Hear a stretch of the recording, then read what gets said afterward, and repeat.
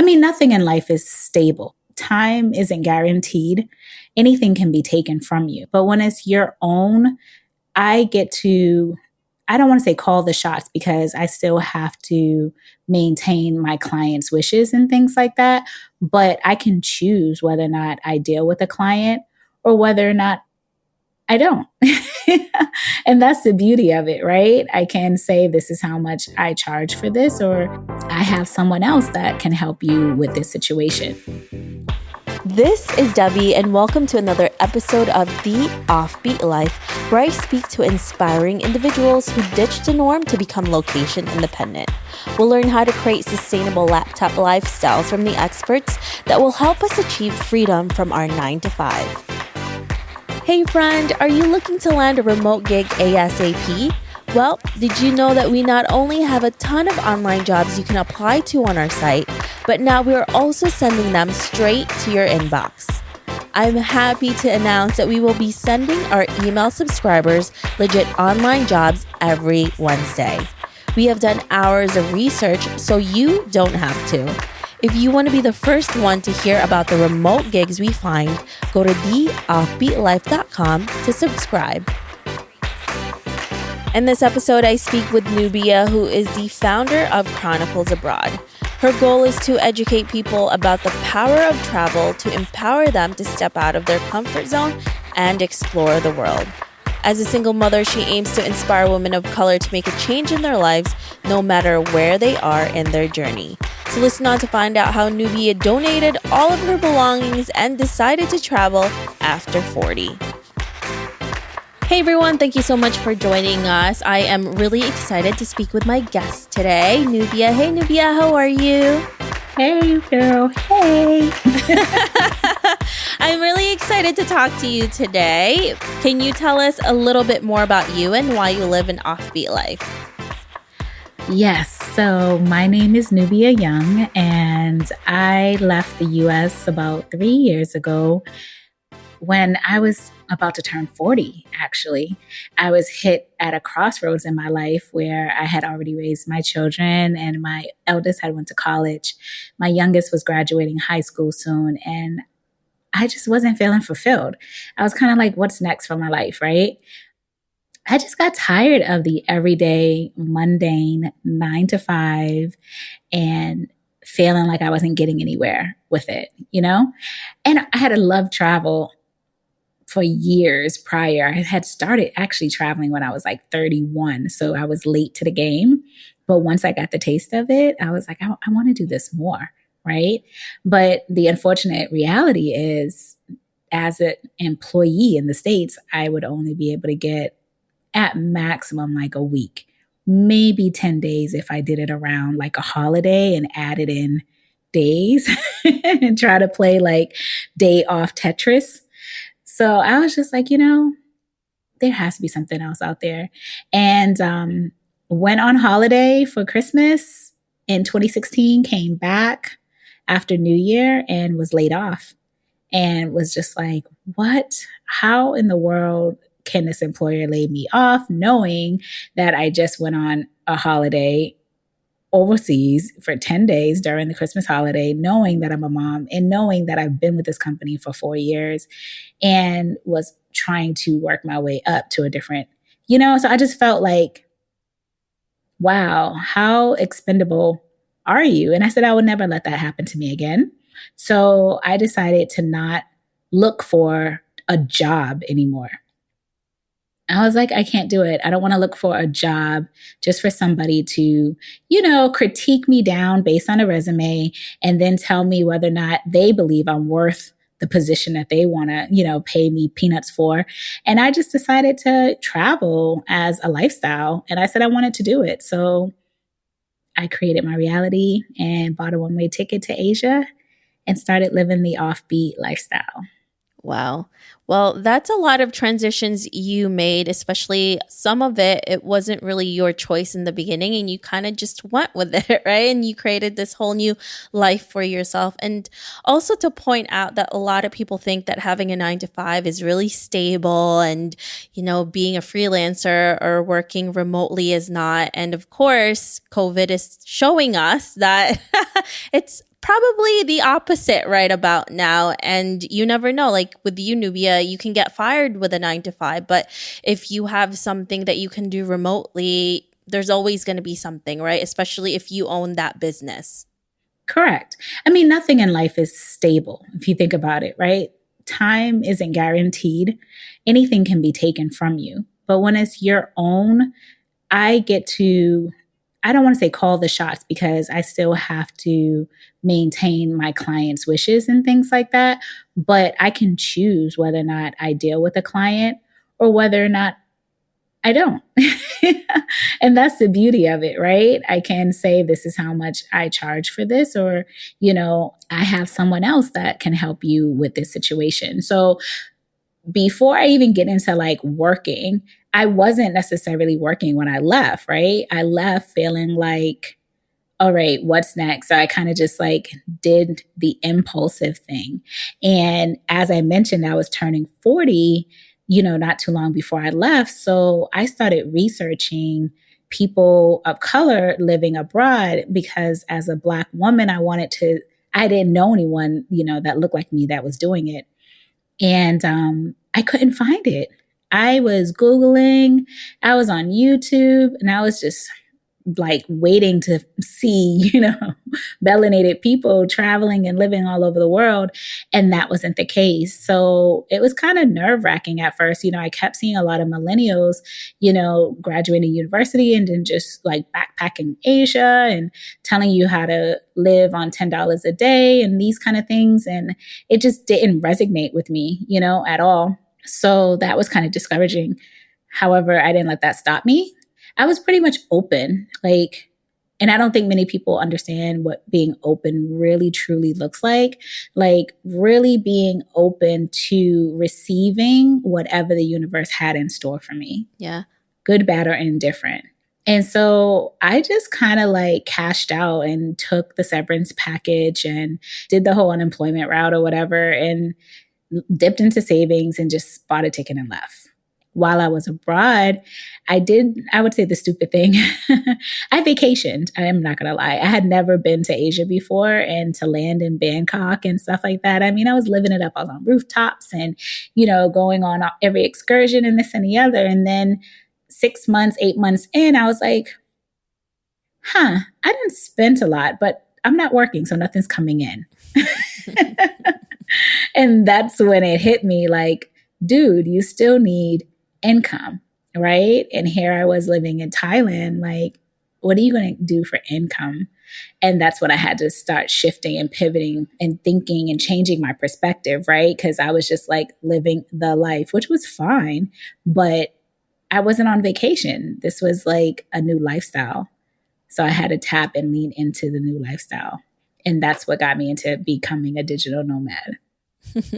It's really crazy when reality finally hits, when you see that your bank account is going lower and lower and nothing is going up. And then you're like, oh, shoot, I have to do something. Okay, well, I want to keep traveling, so I should get a remote job or start an online business. And oh my goodness, it all changes from there. So Nubia, for you, how did you prepare for that journey to finally make this into a more sustainable lifestyle, right? Because you can't just keep traveling and having a vacation. There has to be some money coming in as well.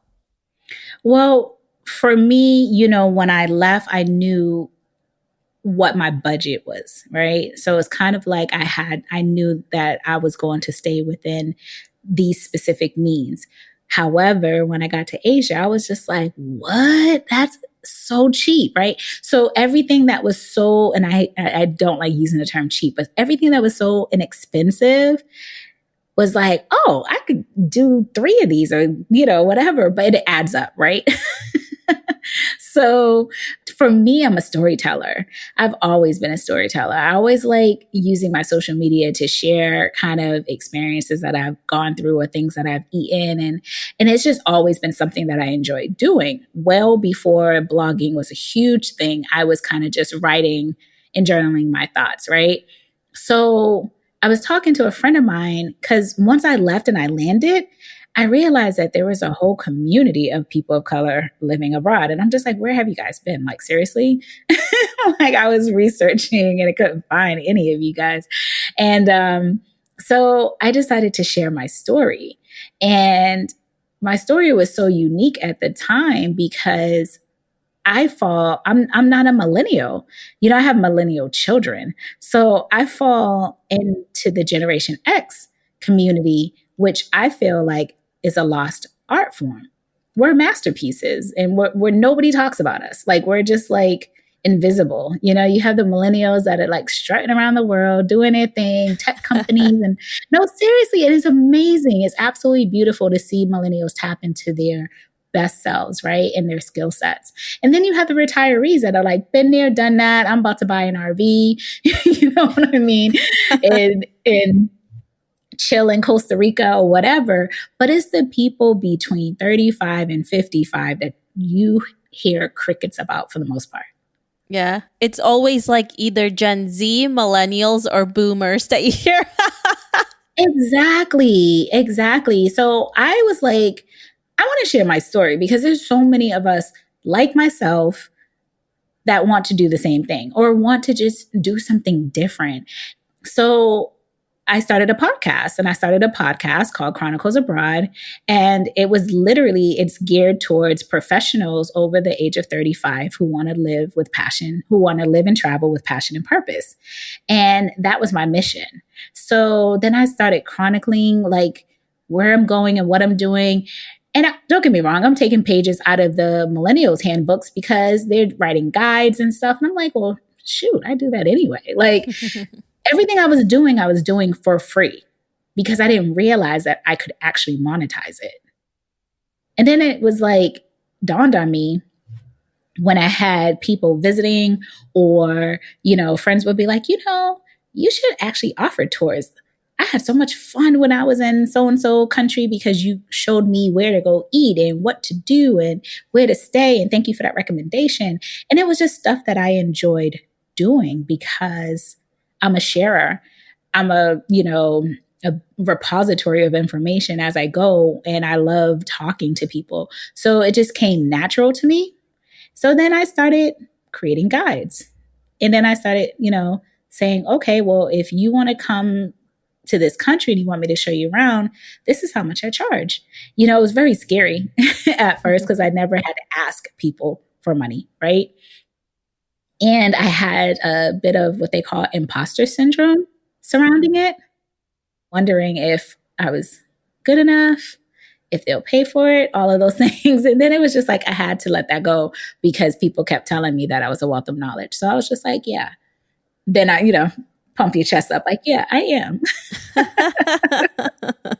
That's hard to do, to take yourself out of that mentality where it's like, okay, do I really deserve this? Do I know enough? Am I good enough for people to actually pay me for the services that I am putting out there? And then once you get out of that hump, things just start going the right way. So when you finally realized that this is something that you wanted to do in order to create income for yourself, Nubia, how did you land your first client? Okay, so there was levels to this. All right, Deb, straight levels to this. When I first started remote work, I landed an online teaching position because that is the easiest way to get income. Seriously. There are so many teaching platforms out there and they're so competitive. And to live in a place like Asia, getting paid $16 to $20 an hour is pretty decent. It's good. It's not like, living in the States where that wouldn't get you anywhere, right? But in Asia, like a one-bedroom apartment, my one bedroom was like $230 a month. Wow. And that included pretty much everything with a rooftop pool. So to make $500 a month, I was good, So I started with online teaching. And then I realized people were like, you know what? I want to go remote. Can you train me? Can you teach me? And I was doing that for a little while and just giving them my referral code. So every time somebody who I referred got hired, I got an extra $100, right? So if I'm teaching 2 people within a month, how to, or if I'm giving them my referral code, I'm already paying my rent just by them applying. and getting hired. So then I started saying, okay, what if I teach people, but I charge to teach them because it takes time, right? And I'm giving you like resources on how to do what they call TPR and different like insight stuff that you wouldn't really know unless you were a teacher. So then I started charging, I think it was like $25 just for me to take 2 hours out of my day to teach you. Because what I realized is some people were like, yeah, I want to. And they took my time, but they didn't follow through with the application. So I was like, I'm tired of wasting my time. At least you're going to pay for it. $25 per person to teach them how to do it, plus $100 referral just for them applying and getting hired. So I was making money passively in a way. You get what I'm saying? So that was just like additional income. So that was like my first hustle. Then I was like, you know what? Let me create a website, free website. I think it was on Wix or something. And it was called Remote Side Hustles.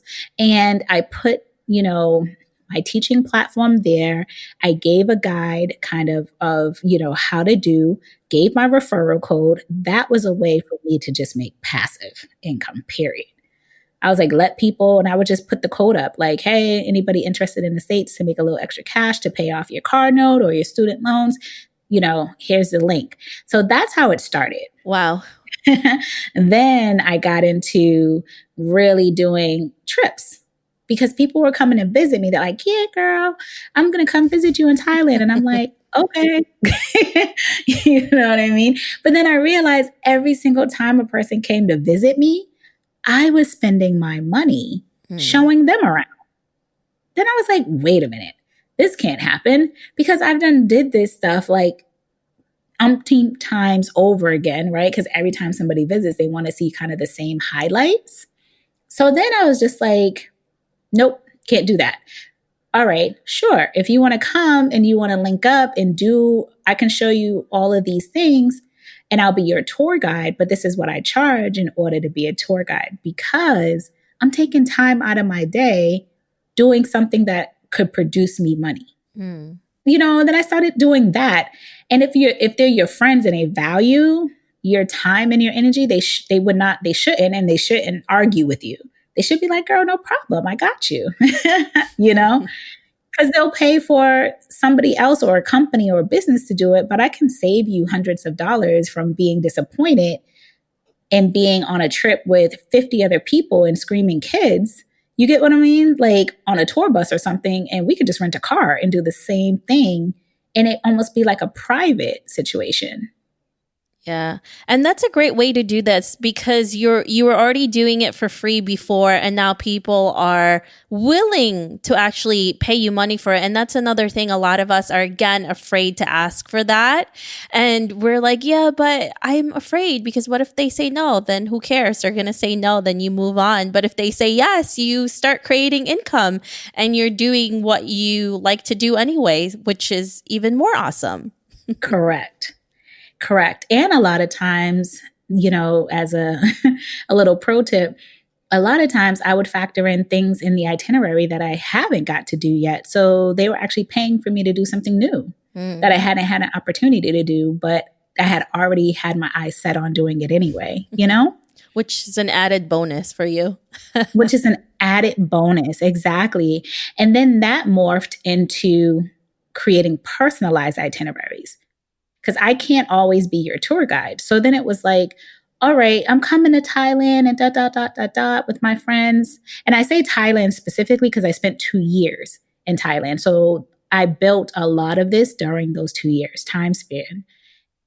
I would give recommendations and I would be like, oh, you have to eat at this place and you got to go to this place. And then I was just like, I'm doing this individually for every single person. This makes absolutely no sense. What if I just create like a guide, right? Best seafood places, best vegan places, you get what I mean? And just have them pay for it. And that's it. And they can use it to go wherever they like. Because you can go on TripAdvisor all you want. You can do the research, but it might be hit or miss. But if you know someone and you know how they enjoy certain things, then you have a much more like respect and a level of trust to try that place out. Yeah, absolutely. So when you finally started doing this and you're realizing how you can create money from traveling essentially, and you were doing all of these different types of services for your clients, not just tours, but now guides that you have been able to do. Did you set a budget for yourself while you were still traveling and also starting your business? And how did you make it last? Actually, I didn't start creating a budget for myself because it was kind of like adding, right? It was like, oh, if I'm already doing that, I'll just add it to whatever. I mean, as I started getting better at it, that's when I started realizing that there was more money to be had doing it, you know? And I don't want to say that this is only about travel, right? Like, you could live in Tennessee and know some of the best restaurants in Tennessee or the best like places, you know, to check out like performance arts or theaters and stuff like that. You could do this in your own backyard. It's just utilizing the resources that you have in front of you and helping somebody save time and money. That's all that is, right? Because that was their pain point. Some people were coming and traveling, but they were spending hours trying to figure out where to go, what to do, how do I get there, how much was the entry, and they go onto this website, that website, and they're getting frustrated. But they didn't have to do that with me. I had already either A, done the work, or B, don't mind doing the work because I love researching. So Also, the fact that most people are lazy like me to do any of that research, and we could just go to someone like you, Nubia, and you have everything for us already. And if you don't, you love researching anyway. So we're just like, okay, you do it because I don't want to do it. exactly. Exactly. You're just leveraging your skill sets, period. I mean, that's the beauty of becoming, right? And when I say becoming, I leave that open for you to fill that part in. Yeah. And that's how you make this type of lifestyle more sustainable, because you really create something from whatever it is that you actually are doing already, or something that you love to do already, and just start creating income from it. Correct. And, you know, I haven't even finished on the levels, you know, because that travel morphed into me working for a luxury travel company because I was starting to do trips. Then I started putting together like small group trips. And I realized that was a lot of work. And I didn't really want to do that anymore. So I approached a travel company and they were like, yeah. And so I started working with them as a director, handling all of their 4-star travel. And I curated a bunch of travel for them. You know, it's very lucrative business. So now here I have a contract with a client that is, you know, I know each month I'm getting paid. I know how much, you know, that's when the real budgeting starts going in. It's hard to create a budget when you're on a freelance, right? Because you don't know if you're going to meet your sales goals or not. But when you actually have contracts, you know at least how much your monthly is, and anything additional like commissions or whatever, you just know what you would like to hit, you know? Yeah. And it's really great that you actually reached out to a company to do this, because a lot of times it can get really frustrating when you're just starting out and you don't know how to market yourself first. But for a bigger company who already has the manpower to do the marketing, and you're just going in there and trying to fill a need that they have anyways that you can fulfill for them, is another great way for you to extend another way for you to create income. Yes, but to be honest with you, it's not a major, like, it's not a big travel company. They're a small Black owned, female owned luxury travel company. So it's like 2 to 6 employees, you know?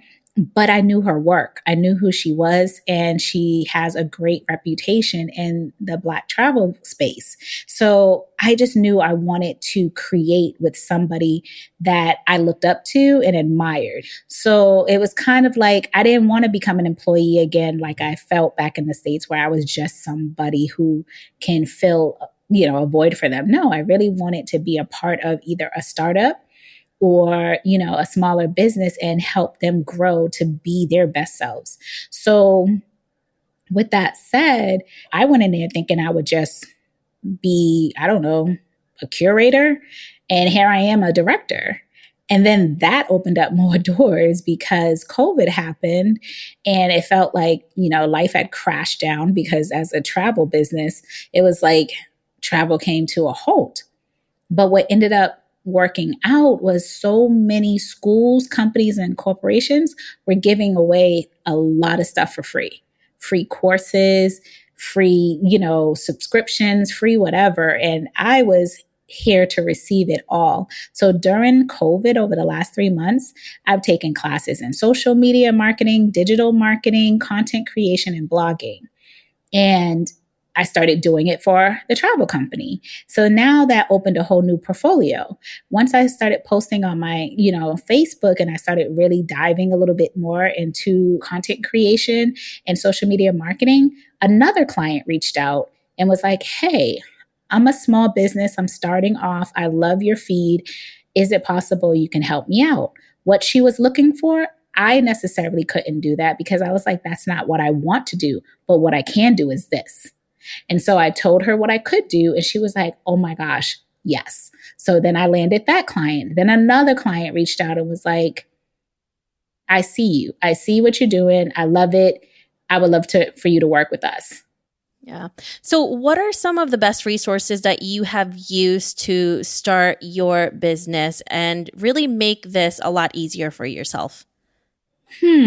Some of the resources I would say is utilize your network, first of all. Your network is your net worth. And I can't say that enough. So if you want to, like, let's say, for instance, you want to go into virtual assisting, go into Facebook, look up groups that revolve around virtual assisting, join those groups, say hello, meet people, introduce yourself, and tell people what it is that you're interested in doing. Reach out, ask for help. I mean, seriously, if there's somebody that you've been listening to on a podcast or watching, on a show or something like that, it doesn't hurt to reach out and say, "This is who I am. I am very interested in doing X, Y, and Z. Is it possible I can speak with you for like 10 minutes to figure out where to start?" I mean, honestly, a closed mouth doesn't get fed. And this is the year, every year should be the year of yes, meaning you have to say yes to yourself, right? Stop self-doubting. I had a conversation earlier today with a friend of mine, an acquaintance of mine, I'll say, and she's a great writer. And she's just like, "I really want to get abroad, but I don't know what I could do." I said, "You write." And she was like, "Yeah." And I was like, "Copywriting is huge." And, I don't have to say much more. I just want you to think about that. I'm just like, "You're right." You know what I mean? I'm like, copywriting is huge. Whether you copyright, whether you edit, whether you ghostwrite. I was like, there's so many different ways that you can make money virtually. And she was like, "Oh my gosh." It's about opening your mouth and speaking to people and having conversations, and being vulnerable and telling somebody like, "Hey, I'm good at this. I just don't know what to do with it." Or if you love writing, surround yourself around other writers. The reason why she can't understand her worth or her skills is because she's around people who are not the same like her. They're not of like mind. Yeah. Having that community is really crucial to a lot of your success. And also, we tend to underestimate ourselves when we're not in the right group of people. So that is such a great thing to do, is find those people. And you can find them a lot easier now, especially with social media. Forget it. There's so many people out there who are willing to be there for you and support you as well. So when you are living abroad, what type of international insurance do you usually use? I wish I could tell you I did have one, but I don't. And I've been thinking about it. So I'm in the market to find one. Yeah, absolutely. I hear that a lot from people. And especially now, everyone is like, okay, when we can start traveling internationally again, we definitely need to get travel insurance because it's a must, right? And there was a lot of things happening during COVID in the beginning, that there are a lot of digital nomads that got stuck. And then their providers exclude things like pandemics and natural disasters in their policy. So if you were to fall ill or need treatment for coronavirus or pretty much any similar pandemics, you wouldn't be covered and you'd need to pay for your own treatment, which is ridiculous. You're already in a panic, you're already sick, and now you have to be financially responsible for this when you thought you were covered. So that's really crazy. That's why I'm really glad to be working with IntegraGlobal.com. They believe it's their duty to support their members in uncertain times like these and stand by them when they need them. They have no exclusions for pandemics and natural disasters in any of their plans. So if you guys want to know more, you can check out IntegraGlobal.com and see how they can give you the coverage you need and maybe some you never knew you would, like COVID, which is ridiculous, guys. I don't know how anyone could have predicted this, but Integra Global covers it even before it happened. So yeah, check that out for you too, Nubia, when we can all start traveling again. I think it's so crucial to have this, especially now. Why, thank you for the plug. So let's fast forward to 50 years from now or 40 years from now, and you're looking back at your life. What legacy would you like to leave, and what do you want to be remembered for?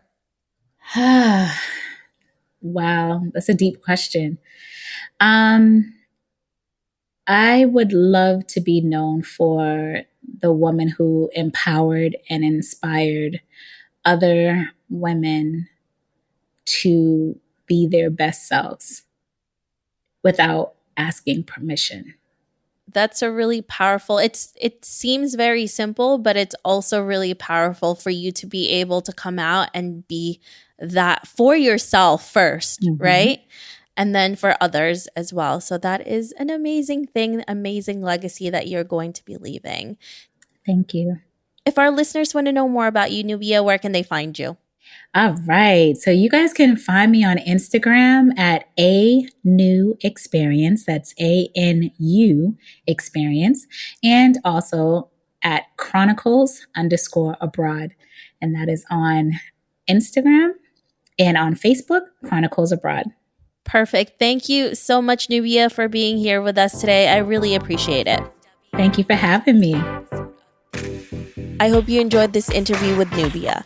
Make sure to visit theoffbeatlife.com. Again, that's theoffbeatlife.com to get the extended interview where she shares how to become recession-proof as an online entrepreneur. Hey friend, have you been wanting to start a podcast? I know it can be overwhelming in the beginning. Believe me, I have been there. Lucky for you, we have created a new site called howtocreateapodcast.com that shares a ton of freebies that can help you get started. From launching, growing to monetizing, we share it all in one place. Visit howtocreateapodcast.com for more information. Hey listeners, thank you for listening to this episode, and I'm so thankful for your support. I would love to hear your thoughts on this episode and get suggestions on guests, topics we can discuss, and so much more. Feel free to reach out at hello@theoffbeatlife.com and let me know what you'd like to hear. If you like the show, don't forget to give us some love and review on iTunes. Thank you again for being a part of this journey, and I can't wait to hear how your location independent story will unfold.